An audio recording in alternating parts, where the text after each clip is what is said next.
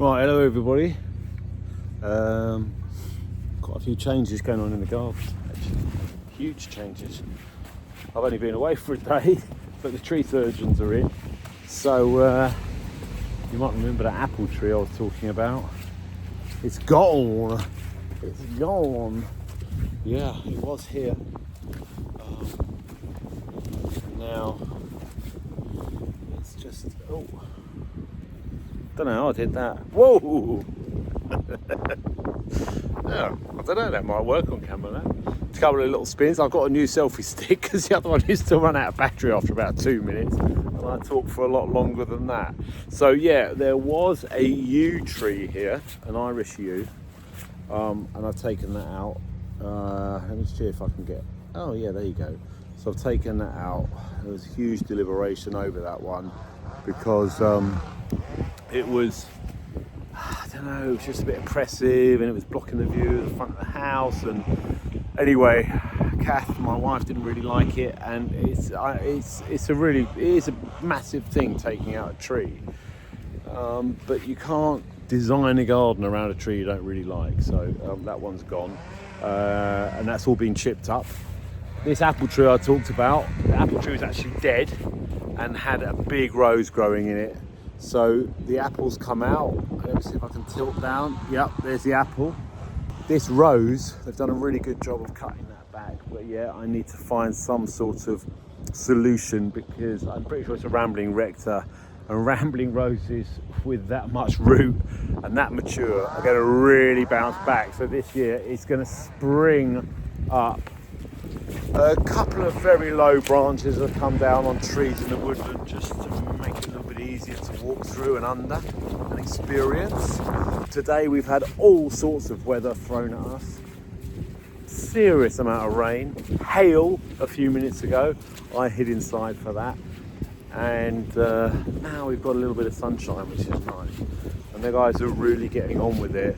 Another view they've opened up is from here. Now, there was a large Mahonia, and I really like Mahonia actually, but it was very blocky for the view and it just didn't feel right in the setting. It was a bit, I've said it before, blobby and evergreen, and it sat behind me there. And there was also a purple Catinus. Don't really like purple foliage plants, as you know, because of Pittosporum, bit the dust, but I've opened it up. You know, it really has made a huge difference, and we are going through sort of the destruction stage of the garden before we get into the landscaping and replanting and adding lots of plants and everything. But if you've seen the design overview of where I'm sort of heading, you know I'm looking for this lateral view through the garden as well. And it's starting to come together a little bit. These lines are being lost. These lines that are heading straight towards the hills beyond. Oh, just rain coming in. So another big element that has gone, well, it went yesterday, is the large privet hedge. Completely gone behind me here. And also this hawthorn that I was going to prune up. Well, I thought, well, I'll leave it to them really, because they're here on site with all the gear. So yeah, someone mentioned coppicing it, but I like the shape of it, and I really like looking under it. Absolutely beautiful for a hawthorn. I don't think I've ever seen one that big, and it's looking great. All right, chaps. Looking good, thank you. It's George, Ed, is Ed up there? And Tom. George, Ed and Tom. George does, George is the boss really. Ed does all the climbing. They send him up any tree that needs to go up. He goes up all the trees. And Tom and George stay on the ground generally. But honestly, I've worked with a lot of tree surgeons over the years, and these guys are good. They really are. We talk about, you know, what I want them to do, and they have a little bit of input and talk about what we can do with trees, whether we take them out or leave them in. and there's hawthorn, and then there's a boundary behind there as well that has got some laurel in it. I got quite a laurel I got a laurel out a few weeks ago, but they're taking more out, so losing the evergreen boundary. I just want to show you this magnificent magnolia. Look at this, it's just about to burst. It's really looking fantastic.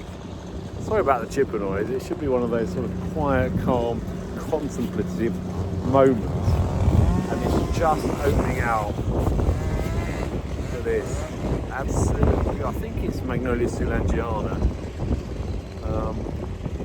When it opens out, I'll be able to tell a little bit more what it is. He says biding his time, but look at the shape of it as well. It's really lovely.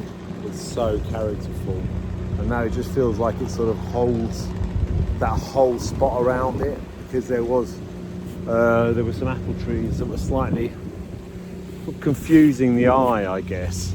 And here's another apple tree which they've done a job on. It was a very, very strange shape, and it's still a strange shape, and they've cut it very hard back, and we're just going to see how it goes, see how it responds, and whether I can get it back into a nice shape, because from the house it's quite a critical plant. And I've also revealed some sort of stone walls as well. Yeah, a lot of them are covered in ivy. I'm not sure if I'm going to keep some of them or lose them. Every day changes around here. But yeah, it's really doing a great job, and opened it up. As I look across the garden now, it's opened it all up quite a lot. And it's completely changed the light, and inside the house is lighter, and the views are, you know, I've only been here since November.